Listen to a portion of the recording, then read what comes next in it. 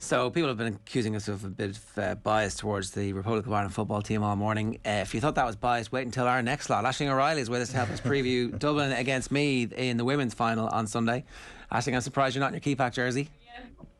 No jersey today. No, I wouldn't do that in a preview now. That key pack jersey was genius. I only realised that it had the grid and everything. Whoever came up with that idea, and we asked the manager during the week, it was an open goal for him to claim credit for it, but he didn't do it. And so somebody in the women's county board in Meath deserves incredible credit, because it could end up being one of the best selling GAA jerseys of all time. I know, and the one I had on now, I had an older version on, but I've been trying to get the women's version, and it's sold out everywhere. You can't get it, no matter what colour. I tried to get it in the white, it's sold out. Every shop you go to, I went to O'Neill's in Newry, it's gone. So yeah, it really is. It's unreal. And that would suggest that the Meath football public is buying into what's going on at the moment, and so there is genuine momentum behind the team. Absolutely. Like after their extra time thriller against Cork, that was really an eye-opener to say, whoa, this team can go all the way here. A lot of people maybe are saying they're a surprise package. I suppose in Meath we don't think that so much. And if they did do it, it'd be the first time, I think, since 2004 that we have new champions. So it's great for the game as well. And as you have said, on off the ball again, it would be one of the greatest turnarounds of Irish sport. And it gives a hell of a lot of hope to other counties, even that they're in the final, just to know what's possible. It is possible to get to that final against Dublin. And yeah, they're not a flash in the pan. There's a hell of a lot of work has been done. We heard Eamon speaking about that too. The county board, the club level, underage level, they've all contributed to this. So it's massive, yeah.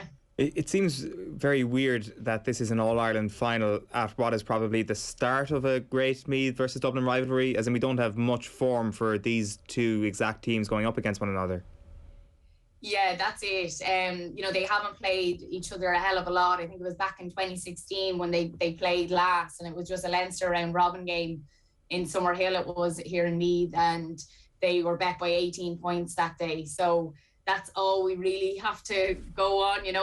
We haven't seen them come up against each other, but the Dublin Meath rivalry, it's massive in Meath. Like, I suppose for many summers, the men's Leinster Championship lit up our summers, Sean Boylan's men, and we had that famous 4 in a row saga, literally matches that's probably stopped the country, and we still all talk about them, and we haven't had that in the women's game. So whatever result on Sunday, I believe this is probably the start of a massive Dublin-Meath rivalry for years to come. And I think for Meath people, there's nothing better than going to Croke Park and facing Dublin. So yeah, it's brilliant to see, and I think it will stay for the next couple of years to come for sure. There's also then the element of the unknown from Dublin's perspective, looking at this Meath team. Dublin obviously an incredibly well coached, well prepared team, not actually having that experience of playing this Meath team who are unquestionably on the upward trajectory. There's an element of danger about that from the Dubs perspective. Yeah, and I think that's what's happened in the senior championship this year. Like, they've sort of gone under the radar, and teams haven't did a hell of a lot of homework on them. So that's what I think's been happening. I think Mick Bowen speaking this week was quite interesting. He said that Meath, they've actually made us do a hell of a lot of homework because we had nothing on them. We knew very little about them. We had 3-4 days of just sitting down with our notebooks, watching footage, picking out players. He said we didn't even know their names. So we had to learn the names of the Meath players. And he did also say, which was a very big compliment to me, it's a very different structure, the way they play, and it's something that he's never ever seen in the women's game before, that they're just very organised in their defence, but then they sort of attack almost, with a little bit of mayhem, and it causes serious difficulties for teams to defend against. So, yeah, I think that's a great compliment to be hearing from Mick Bowen, but the fact that they know nothing about them is also probably a good thing for me. They have to do their homework there, but I'm sure they will. So Meath have actually been in big games because of the regrade to intermediate over the last couple of years. That's one of the things that you would be frightened for if they hadn't been in big games in recent years. It's like, oh, the day, the occasion, everything's going to get to them. There's a possibility that might not be the case. Yeah, like definitely something that Dublin have is probably those experienced heads in the dressing rooms, Sinead Ahern, Siobhan McGrath, all those girls. I suppose that's what Meath lack. But if you're speaking about experience and playing in big games and big occasions, they actually do have that. You know, a lot of the girls have won All-Ireland's underage. They came up, they played in 3 All-Ireland finals. They lost 2. They got over the line the 3rd time, bet Westmeath. Then they went from Division 3 to Division 2 to Division 1 in the league. So they have those big days behind them.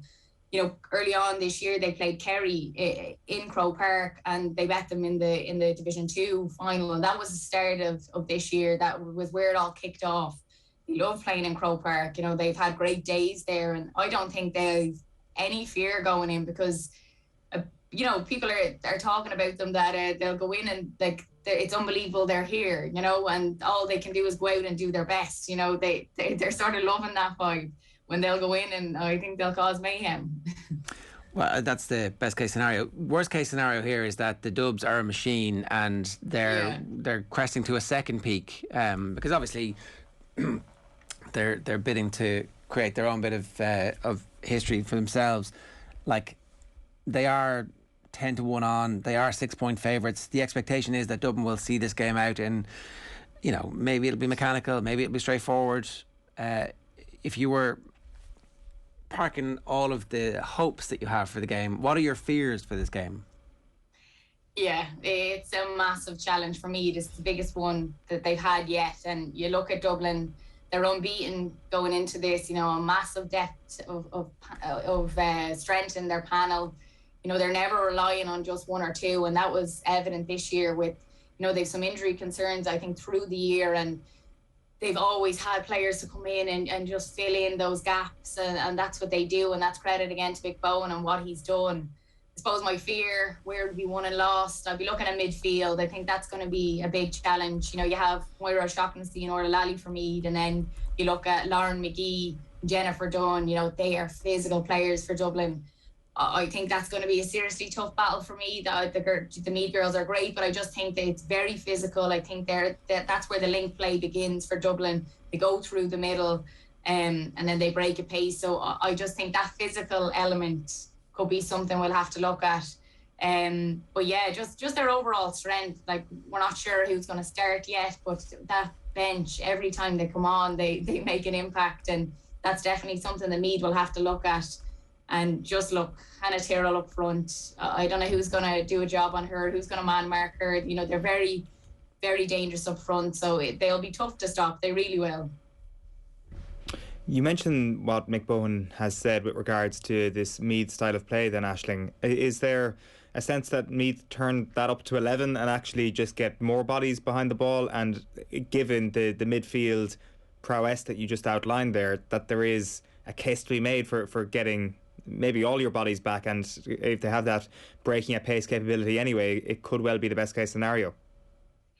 Yeah, it's going to be interesting to see how they do go out and play and what sort of tactics and structure they play with. But I do think they'll go out that way. They will all get behind the ball and they'll all break, and they can do that. You know, a lot of teams can't keep that up for the full game, but we've seen they can do that, and they can do it in extra time too. So I think that will be what they'll go out and do. You know, they'll all get back and they'll all get forward, and they'll just block up that D. Like, they haven't conceded a lot of goals this year, and that's because of all the bodies in the D that they can't get through. That's just, it's simple as that. They can't get through on goal, and they just sort of push them out, and they make them take their scores from positions that it's tough. But I suppose on that case, Dublin can take them scores. You know, they have the players to do that, so they I'm sure they'll keep popping away. But I think for Dublin, they're going to have done their homework on that. They're going to know that's what Meath are going to do. And I think it's just up to them to break a pace before, I suppose, all Meath get back, and then create that space with different runners inside. So yeah, I think Meath will do that tactic, but I think Dublin are well up to the challenge to stop that, to be honest. It did seem that 17 and 18 were the two best All-Ireland final performances from Dublin. They scored 3-11 one year, 4-11 the other year, and Mick Bowen famously was disappointed with their performance in 19 despite doing the 3 in a row, and then last year's performance wasn't exceptional either in the final. So does that give you a little bit of hope as well, that maybe on the biggest day, that as the longer Dublin get into this run, I'm not sure, is it the performance anxiety or something, but things haven't been going all their way on the biggest day of all? Exactly, and even just their performance, I suppose, to date as well in the championship, they haven't been as consistent as they would have liked. Yes, they are unbeaten, but I suppose they haven't closed out games. The Donegal game, the quarter final, that was probably the biggest one. It was 5 points in the end that they won by. It was Carla Road that struck 2-3 that day. At the minute, she's injured, so they got over the line that day just about. Donegal were in the lead there for a long enough time. Geraldine McLaughlin was serious that day. She'd won 2 after a few minutes, and so yeah, they haven't closed out the games. Again with Mayo in the semi-final, they let Mayo come back into it, and they got 2 goals to sort of change the game. So there's all these little factors that I suppose if you're Meath, you're looking at thinking there's a bit of hope here. They're not at their top game that we've seen them, I suppose, in previous years. So there's something in that. But look, yeah, it's still very hard to be looking by them at all, isn't it? But yeah, they'll definitely pose a massive threat, and as they always do. Give us your prediction. It's hard because you have to go with your head and not your heart, and I suppose what my head is telling me is that Royals are going to do it. Okay, on that note, one quick word. You were in Garvaghey for the Tyrone press night the other night. We're going to play the interview with Pádraig Campsey next, but before we get to that, they just seem to be fairly relaxed about the whole thing, almost as if it's not second nature to them at this point, and it's not bonus territory, but they feel very confident that this is where they're supposed to be.